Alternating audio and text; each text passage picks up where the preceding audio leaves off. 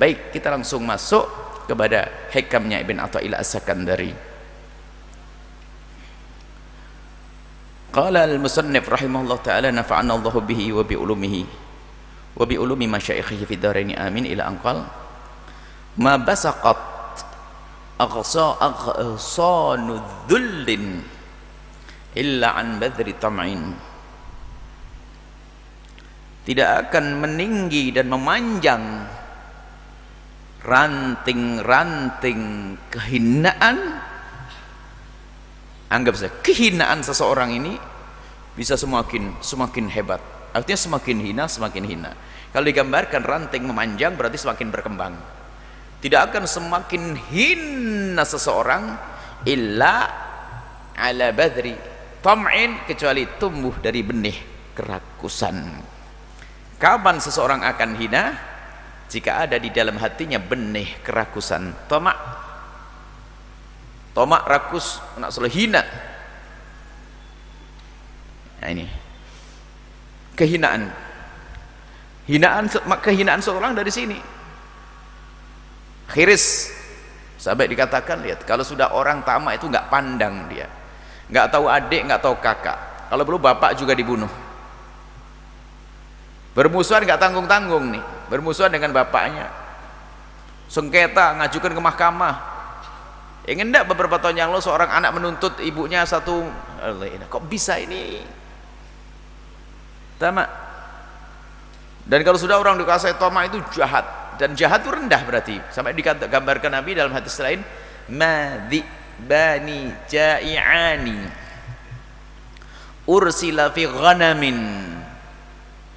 Tidak ada dua serigala yang sama-sama lapar dilepas di segerombolan kambing, bi afsada, tidaklah itu lebih merusak min rajulin, dari seorang laki-laki, min khirsil mar'i, dari rakusnya seseorang, alal mali wal jahili dinihi. Gambarannya serigala lapar dua. Nabi buat gambaran, serigala saja serem, kalau ada kambing, wah ganas.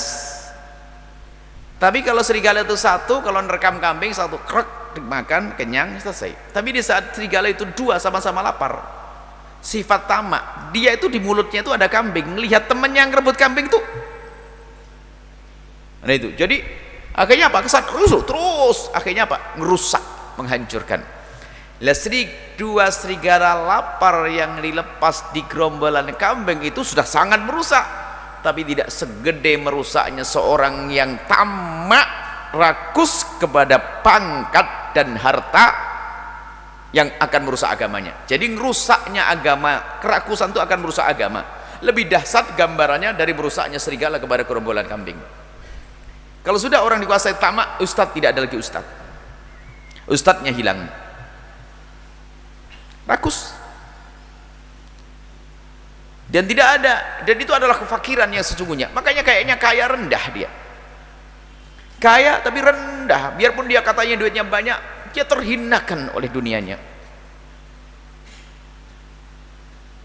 dia menjadi budak dunianya, tidak sadar, seolah-olah dia telah bisa melakukan apa saja, tapi dia jadi budak dunianya. Dia harus menjaga dunia, mikir dunia, terus tersiksa oleh dunianya. Tapi kalau orang kaya tapi tidak dikuasai oleh tamak dan kerakusan, dia senang. Yang menjaga adalah Allah. Hanya sekedar prosedur saja, secara ilmu zahir harus punya satpam, punya ini dan sebagainya. Jika hilang, milik Allah. Tambah, alhamdulillah. Bersedekah, senang. Tapi hati rakus itu biarpun kaya raya seperti orang melarat, rendah. Sampai digambarkan Nabi, kalau sudah namanya orang rakus, biarpun dia diberi satu lembah emas, dia minta lembah yang kedua, dikasih lembah yang kedua, dia minta yang ketiga, dan seterusnya. Sampai kapan? Sampai mulutnya kemasukan tanah di liang lahat, baru dia diam, tidak akan rakus lagi. Sifat busuk. Dan rakus ini akan terlihat dari sifatnya, sifat rendah. Orang rakus itu rendah, baik dalam keadaan kaya atau melarat. Dia akan tunduk dengan orang yang punya dunia. Pokoknya sekiranya menghasilkan dunia, tunduk dia, tunduk. Kiai anggap saja, ustadz, karena dia tamak, senang amplop yang ada di sakunya orang. Kalau ada orang katanya kan amplopnya gede, orang kaya, ini sudah bahasa basinya, masya Allah Pak Haji baik, masya Allah Pak Haji, biarpun Pak Haji baunya keringat nggak enak tuh, masya Allah Pak Haji, bau minyak angin di sampingnya, masya Allah Pak Haji, sakit nggak enak badan ya, karena orang kaya dia. Pak Haji yang pergi, di sebelahnya orang fakir bau keringat, nggak pernah mandi ya. Nah, jadi ada orang kalau sudah dikuasai tamak akan rendah dia, coba rendah, masuk ke rumahnya orang kaya, bagusnya masya Allah, bagusnya, berapa harganya itu, nggak beli lagi, cuma tanya-tanya dulu dia. Nah ini, man tawadhu'a li ghaniyin li ghinahu dhahaba anhu thulutsa dinih. Orang yang tawadhu kepada orang kaya karena kekayaannya, 2/3 imannya runtuh, hilang. Termasuk dengan pejabat, karena jabatannya itu urusan dunia, runtuh imannya. Tapi kalau kita menghormat orang kaya karena dia saleh, tidak, karena dia lebih tua dari kita, tidak terbetik di hati kita harapan dia memberikan rupiah kepada kita. Khalifah atau pemimpin, seorang raja atau seorang pemimpin tapi soleh, nggak ada masalah sih cium tangannya. Kalau seandainya Umar bin Abdul Aziz, seorang khalifah yang sangat adil, kok ketemu kita, saya cium tangannya, kalau perlu kakinya, oh dia soleh kok. Tapi kalau tidak soleh, apa yang menjadikan sebab kau cium tangannya? Apa yang menjadikan sebab kau harus ngerunduk itu apa? Orang kaya yang soleh, keberkahan dia, sebaik-baik harta yang soleh, harta baik di tangannya orang yang baik. Karena dia orang baik, maka kita hormati dia karena kebaikannya, bukan karena kekayaannya. Mohon dipilah ini. Makanya kalau kita sudah tunduk kepada orang kaya karena kekayaannya, runtuh 2/3 imannya. Dan hendaknya kita itu menjadi mulia, merasa mulia karena Rasulullah. Yang tidak merasa mulia dengan Rasulullah tidak akan mulia. Bangga dengan baginda Nabi SAW, dengan Islam, dengan agama. Sekarang lebih bangga dengan sesuatu yang nggak ada hubungannya dengan Nabi. Kalau sudah pakai baju-baju yang ada hubungannya dengan baju Islam itu sembunyi. Tapi kalau sudah model-model petentang begitu, sudah wah, kayak punya dunia sudah. Di saat urusannya dengan Nabi ragu. Selagi hubungannya dengan syiar Nabi, jangan malu, jangan ragu. Aiz, kemuliaan kita adalah dengan Allah. Dikatakan tadi dalam hikmah, ma basaqat aghzanu dhullin illa an badri tam'in. Tidak akan menjadi besar sebab tidak akan menjadi besar kehinaan seseorang, menjadi semakin hebat kehinaan seseorang kecuali karena ada tamak di dalam hatinya yang belum dipangkas-pangkas. Rendah terus, di mana-mana akan rendah. Hikmah berbunyi begitu. Kita bisa membuat kebalikannya, kiasnya begini, ma basaqat aghzanu izzin, tidak akan menjadi meninggi dan panjang ranting-ranting kemuliaan illa an badri wara'in, kecuali dari benih wara'. Kalau sudah orang wara' itu adalah bukan sekedar menghindar dari yang haram, yang halal pun masih dipilah. Kalau sudah orang seperti itu, idamannya, impiannya adalah mendapatkan yang halal. Kalau sudah begitu, halal dan bersih, nggak mudah terpesona. Di sana haram, ngapain saya susah-susah? Haram kok. Tapi kalau sudah dengan wara', kemuliaan. Mulia orang wara'. Kemudian ada qanaah, syukur dengan apa yang Allah berikan. Makanya kemarin saya bertanya bagaimana jika ada orang minder. Minder itu sebetulnya adalah sombong yang tersembunyi. Karena dia nggak punya apa-apa maka minder. Kalau punya apa-apa begini dia busungkan dada, itu orang. Muslim dengan Islamnya, dengan Nabi Muhammad, dengan agama, harus merasa mulia dengan Rasulullah. Ada dikisahkan namanya Rib'i. Waktu itu Sa'ad bin Abi Waqqas dalam ada perang Qadisiyah, Sa'ad bin Abi Waqqas itu kan pemimpinnya, panglimanya begitu. Rustum, ada panglima lawan itu memanggil Cuman dia sudah menempatkan, karena mereka memang orang kafir itu bangga dengan dunia. Kehebatan itu adalah kalau dia bisa membuat istana, membuat perkemahan yang hebat, mewah-mewah dengan segala, dengan permadani. Akhirnya dari orang kafir nih, dari orang Persia ini memanggil agar Sa'ad bin Abi Waqqas mengirim utusan untuk diskusilah apa yang bisa kita bicarakan, ayo. Sa'ad bin Abi Waqqas menyuruh orang, kau berangkat ya Rib'i. Rib'i adalah orang awam, sudah tua, tidak model gagah begitu, bajunya pun cupang-camping, banyak yang robek, jalannya miring, naik keledai. Ada yang mengatakan kuda yang sangat sederhana, pakai naik kuda itu pun tidak punya pelana. Dia datang ke tempatnya Rustum.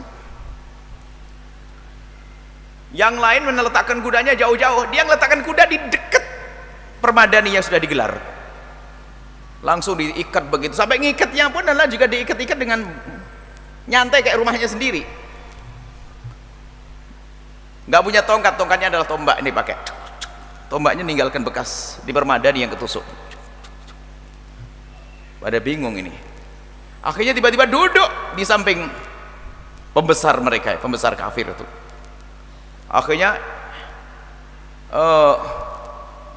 yang lain pada ingin menahan,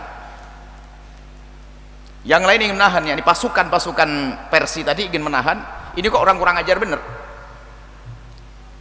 Dia dengan tenang berkata, yang nyuruh datang aku adalah nih bosmu, jangan banyak ngomong kau. Bingung, saya diundang di sini, saya bukan datang sendiri. Akhirnya kata bosnya, tinggalkan. Lalu ditanya, siapa yang menyuruhmu ke sini? Maksudnya apa yang menjadikan sebab kau berani ke sini? Diundang, maksud kamu, aku ngundang pembesar. Lalu aku tanya, siapa yang menyuruhmu ke sini? Yang ngutusnya, supaya rentetannya jelas. Siapa kamu? Aku adalah utusannya Nabi Muhammad, bukan utusan Nabi Muhammad. Utusan Nabi Muhammad, bukan langsung diutus oleh Rasulullah. Aku adalah utusan Nabi Muhammad. Rustum bingung, ini utusan Nabi Muhammad. Sudah kecil model begini aja berani kayak begini, gimana yang ngutus dia? Kebayang Nabi Muhammad kayak apa Muhammadnya. Kalau atas nama Islam jangan kayak kerupuk, bikin malu, penakut, izzah, mulia. Rupanya dengar omongan, untuk apa kau datang? Aku datang, maksudnya kamu datang dengan rombongan pasukan, datang sini apa? Kami datang ke setiap negeri untuk membebaskan hamba-hamba yang diperbudak, hamba-hamba Allah, untuk menjadi hambanya Allah. Gemetar. Itu gemetaran yang lihat sampingnya itu, lihat. Wibawa. Badan boleh kurus kayak Rib'i, jombang-camping, tapi tidak pernah takut kecuali Allah. Akhirnya apa? Mulia Islam itu. Sekarang direndahkan. Kita menukil satu hadis Nabi SAW, hadis tentang bagaimana keadaan umat hari ini. Hadis, yushikul umamu an tada'a alaikum kama tada'a al-akalatu ila qas'atiha. Umam itu orang-orang kafir, mereka sudah saling menyeru untuk ngeroyokmu seperti orang lapar ngeroyok hidangan yang ada di nampan.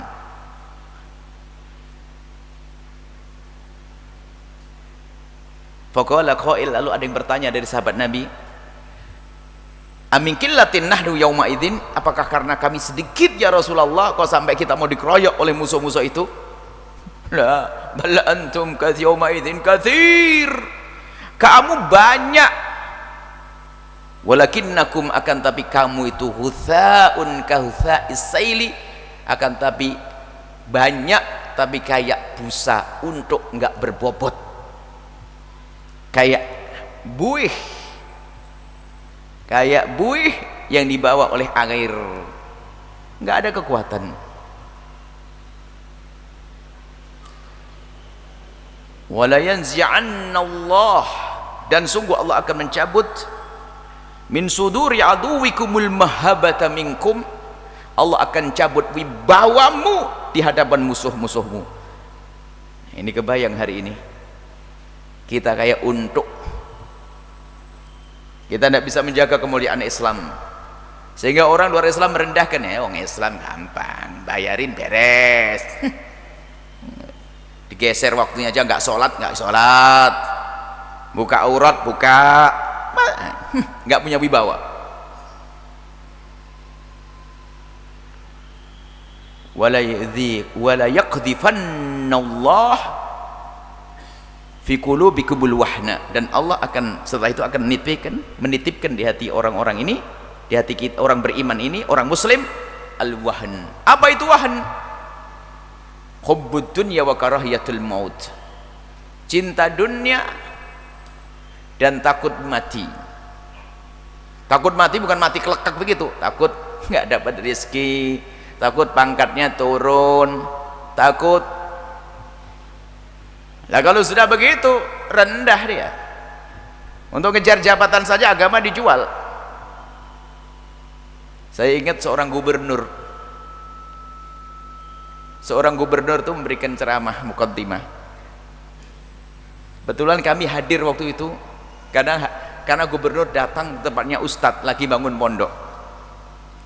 Kalimatnya nyelekit tapi enak, cuman ngomong semoga pondok ini nanti bisa berjaya dan semoga kiainya bisa merawat pondok dengan benar, sebab hari ini banyak kiai meninggalkan pondok nyari kursi. Itu omongan sederhana, saya masih ingat waktu itu, terngiang-ngiang kalimat itu.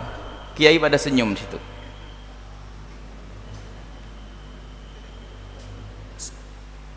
Di Kalimantan sana, sebelum diganti oleh gubernur yang lain waktu itu, kami ingat omongannya sederhana tapi pas. ini itu kalau sudah orang itu hubbud dunya, cinta dunia, maka ketahuilah akan menjual agamanya dengan bahasa macam-macam. Alasannya ingin menggedekan pondok. Nanti kalau kita dukung ini, nanti pondok kita dibangun. Bukan umat yang dipikirkan ternyata, pondok itu pribadi loh ya. Ada pondok terbesar, pondok termegah, siapa yang diangkat? Kiainya kan? Kiainya.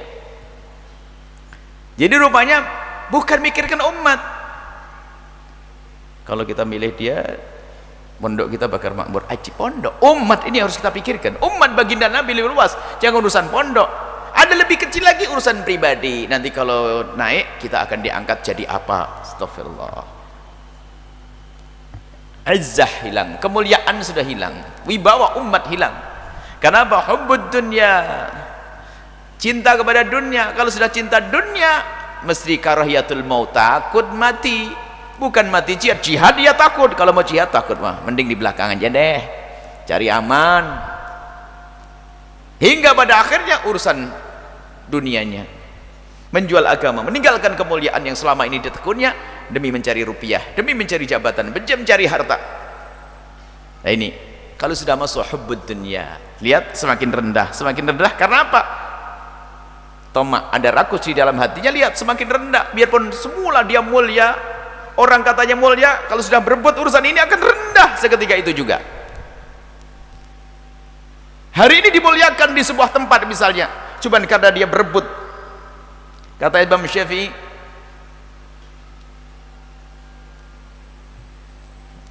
jifah ini apa? Dunia ini seperti bangkai yang dikerumuni oleh kilabuhunna, anjing-anjing yang mengerumuninya. Maka kalau kita ingin berebut, ya ingin bersama mereka. Nah ini. Kemudian kita perlu jelaskan masalah hubbud dunya dan az-zuhud. Hubbud dunya ini adalah yang orang mengurusi dunia sampai menjual agamanya, meninggalkan kemuliaan agamanya, menjadi merendahkan agama. Kalau orang kaya nggak ada hubungannya dengan hubbud dunya atau zuhud, nggak ada. Hubbud dunya itu bisa dimiliki oleh orang yang sangat fakir. Sudah fakir nyungsep, itu hanya cari duit 200.000 seminggu, itu nggak sholat. Lihat. Jadi kalau urusan hubbud dunya bukan harus orang kaya. Begitu sebaliknya, tidak jaminan orang kaya hubbud dunya, tidak. Orang kaya tidak jaminan, nggak ada hubungannya. Kita tidak bicara orang kaya dan melarat. Itu urusan hati, bagaimana urusan kita dengan dunia. Dan tengok dirimu sendiri. Jangan sampai hanya urusan gaji berapa saja tapi Anda buang agama Anda. Anda tuh bisa milih. Kalau tidak bisa kerja di kantor, Anda bisa jualan teh kok. Bos teh ada yang kaya raya kok, betul tak? Rizki dari Allah, makanya halal ini penting, mulia. Tapi kalau sudah orang hubbud dunya, takut melarat, bahasanya lain. Hubbud dunya takut sengsara. Bukankah kesengsaraan itu memang sudah jatah? Biarpun orang kerja banting tulang kepala jadi kaki, kaki jadi kepala, kerja yang lembur, tetap saja nyungsep ada kok. Ada nyungsep itu kerjanya dari dulu begitu, Masya Allah. Semoga Allah memberikan kepada kita fid dunya hasanah, di dunia kebaikan, kan gitu. Cuman itu yang perlu ditata oleh Ibn Atha As-Sakandari. Jangan kau rendahkan dirimu karena ketamaan yang ada di dalam hatimu. Pangkaslah ketamaan kerakusan. Rakus. Lihat, kerakusan kalau sudah menguasai hati seseorang, sudah tidak pandang itu adik, itu kakak. Kisah perebutan waris. Dalam ceramah panjang tentang waris, bagaimana bahayanya waris. Tidak pandang orang itu akan berebut waris kalau sudah tamak menguasai hatinya. Tidak harus orang bodoh, orang alim pun, tidak hanya orang melarat, orang kaya, melarat pun rebutan. Kalau orang kaya mungkin ada yang berkata, wah ada dunianya sih karena hartanya banyak makanya rebutan. Logikanya kan nggak gitu, karena banyak mungkin mudah diatur, kan begitu? Oh enggak, rebutan itu. Padahal dia mendapat, anggap saja waktu hidupnya sudah kasih bos, bapaknya toko 2, yang 1 3, gara-gara yang 1 3 sudah tamak. Orang fakir pun juga sama. Tidak hanya orang bodoh, orang alim pun bisa masuk kalau sudah masuk wilayah rakus dan hubbud dunya, tamak tadi, cinta pangkat, maka biarpun orang alim akan tersiksa. Kiai meninggal dunia, meninggalkan 2 ustadz muda kakak adik. Ternyata rebutan kantin pondok sama kos-kosan, sama tamu. Sudah suruh jaga santrinya, kalau tamu belokin sini, jangan sekana, sebelum pisangnya diturunin di sana, pakai pisang. Innalillah, tamak. Itu yang kelas pisang, nanti ada kelas bingkisan, nanti tinggal yang datang siapa. Wah, rebutan babnya ini. Makanya tidak punya kewibawaan, tidak punya kemuliaan, dipermainkan oleh penjahat-penjahat dari orang-orang yang bermain dalam politik, jabatan, main beli. Sudah Karim udah, assalamualaikum Kiai, bangunannya kau belum beres, mau diberesin Kiai? Ya beresin dulu, setelah itu Kiai dukung saya ya. Ya, nggak bisa melihat hak dan batil. Kalau Kiai serius, yang nyuruh bangun siapa? Salahnya sendiri, kenapa bangun? Lah karena saya sudah bangun, Kiai dukung saya. Oh, enggak, modelmu kok didukung, tinggal gitu, harus berani ngomong gitu. Kalau enggak pantas, izzah Islam mulia. Kita perlu membangun kemuliaan semacam ini di dalam diri kita sebagai seorang muslim. Bangga kita dengan baju Islamnya, bangga dengan Islam. Kerja di mana bang? Ada wira swasta. Kerja di masjid malu dia. Kerja di tempatnya orang muslim malu. Kerja wira swasta ada, atau ada di sebuah perusahaan pabrik kerupuk, cuman dia malu sama ada perusahaan. Tapi kita di orang kafir, kerja di mana Pak? Ini SSWS pokoknya bahasa fashion. Wah, enggak tahu, kita tidak sebut. Bangga. Ajib, bangga dengan bisnis yang tidak islami. Rendah banget. Allah. Makanya diingat ke Nabi, musuh enggak takut dengan kita. Diobok-obok umat Islam, diadu domba. tebarkan jagung kayak ayam berebut nanti, biarkan terus, tabur tahu sana, tabur sana, tabur sini. Dan memang begitu, taruh begitu. Wah, ini orang akrab, ini lagi asik-asiknya akrab. Cuman dia akan mengamati karena dia beda dengan saya. Kalau saya punya gerakan di sini, saya mau jadi apa atau urusan apa, pasti dia ngurusi saya. Taburi jagung, dia rebutan jagung, naik dia, gitu loh. Menjahat. Hati-hati. Sekarang diadu umat Islam, gampang banget diadu. Tawari kaos bergambar gitu aja sudah berubah agama. Apa itu? Dunia seisinya tawarkan, nggak mau, begitu loh. Urusan agama, bener nih Buya begitu. Ya kita berusaha lah, kita lemah iman semuanya. Ya kita ngomong begini tuh biar nggak ada yang ngasih saya, gitu saja. Mau saya lemah iman, makanya kita sudah ngomong pejabat semuanya sudahlah, nggak usah, percuma, nggak usah datang ke Al-Bahjah nyumbang, nggak diterima sudah. Makanya alhamdulillah nggak ada yang nawarin sampai hari ini, takut nawarin. Kenapa? Kalau ditawarin ya kita punya iman takut berubah, mending ngomong jangan tawarin saya, sudah selesai. Nggak ada hari ini, sudah aman. Yang membangun adalah Anda, kocek Anda, itu yang Anda bangunkan, Anda infakkan, Anda sedekahkan di infak center, itulah untuk berkembangnya Pondok Al-Bahjah. Bukan dari calon ABC, bahkan bukan dari bantuan-bantuan pemerintah, tidak. Ada orang kerja di pemerintah dari gajinya. Kenapa kok seperti itu prinsipnya? Karena saya lemah iman. Bukan seperti Anda yang kuat-kuat, main sana main sini. Karena saya lemah, saya waspada. Saya lemah, takut saya terpengaruh nanti. Makanya begini ini saja. Makanya calon-calon jangan naik di sini. Anda tetap suruh duduk di sini. Makanya nggak ada calon ini. Pada takut sini nggak ada. Calon gubernur, calon DPR, calon ini nggak ada ini. Nah, calon ahli surga aja, amin. Nah, kita itu perlu menjaga diri kita. Kuat godaan. Mungkin saya kuat, akan tapi di belakang saya mungkin istri, mungkin anak. Bah, kenapa tidak diterima, bah? Kebetulan kita butuh, bah. Iya. Anak saya sepakat nggak terima. Ada teman, Buya, ini penting Buya. Kalau tidak Buya ambil, nanti diambil oleh orang lain. Nah, ini biasa kalimat yang sering saya dengar itu. Biarin. Nah, ini godaan tuh besar. Saya manusia, saya bisa salah tentu. Makanya kita waspada. Makanya kami selalu sampaikan, kalau saya ngomong agak keras, kok dikit-dikit ustadz yang diomongin ustadz, sebetulnya saya itu mau ngomongin diri saya sendiri itu. Pertama yang harus saya dengar kuping saya itu, bukan orang lain. Anda khusyuk begini karena Anda tidak tahu hakikatnya, kan begitu. Semoga Allah mengampuni semuanya dan menutup aib kita semuanya. Kita berusaha. Baik, itu saja. Yang diberi oleh Allah kekayaan, ingat Allah. Jangan kau ikat hatimu dengan dunia. Berdoalah, ya Allah, jadikan dunia di tangan kami, jangan kau jadikan dunia di hati kami. Ya Allah, jadikan jabatan di zahir kami, jangan sampai jabatan masuk di hati kami. Dunia, jabatan, kita harus tahu gimana mendapatkannya. Kalau sudah tahu mendapatkannya, kita harus tahu bagaimana cara keluarnya. Maksudnya apa? Masuknya harus benar dan keluarnya harus tetap terhormat. Bukanlah seorang sultan itu adalah orang, kita akan jadilah engkau pejabat yang abadi, tidak akan berakhir. Bagaimana di saat Anda keluar tetap terhormat di hadapan Allah mulia? Tentunya di saat Anda menjadi pejabat, Anda jujur berjuang untuk umat, sampai hari ini disanjung Umar bin Abdul Aziz. Wah, Umar bin Abdul Aziz, kalau kisah bagaimana beliau itu malam pertama beliau dinobatkan sebagai khalifah,